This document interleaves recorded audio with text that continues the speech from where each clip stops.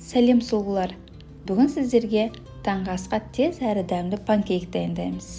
Жұмсақ әрі үлбіреген болып шығады. Ал бастайық. Мен бұл жерде 2 порциямен дайындадым. Бізге керегі жұмыртқа, сары май, құмшекер, ұн, қопсытқыш, жылы сүт керек болады. Ең алдымен құрғақ ыдысымызға жұмыртқамызды және де құмшекерімізді салып, жақсылап араластырып аламыз.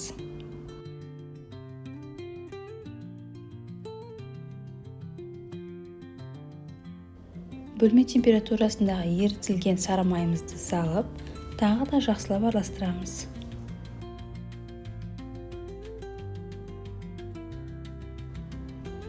Қоспамыздың үстінен жылы сүтімізді құйып, кішкене араластырып, үстінен ұнымызды және де қопсытқышымызды салып, біркелкі болғанша жақсылап араластырамыз.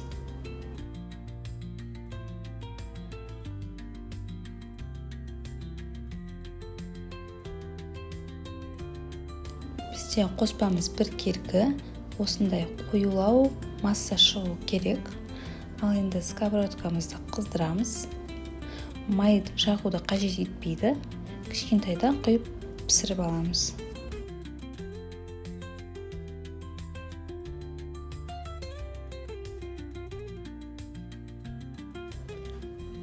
Астын төмен отта пісіреміз. Бізде осындай көпшіктер шығады. Енді артқы жағын пісіріп аламыз. Көріп отырғандарыңыздай жабыспайды, оңай алынады.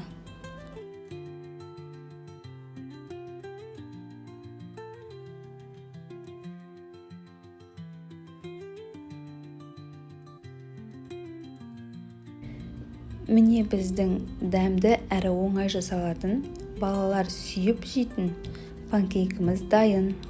Үстінен бал немесе шоколад, жеміс-жидек немесе тосап құйып безендіріп ұсынсаңыздар болады. Егер видео ұнаса, лайк басып, арнама тіркеліп қойыңыздар. Ал мен сіздермен тағы дәмді рецептте кездесемін. Сіздер де жасап көріңіздер, ас болсын.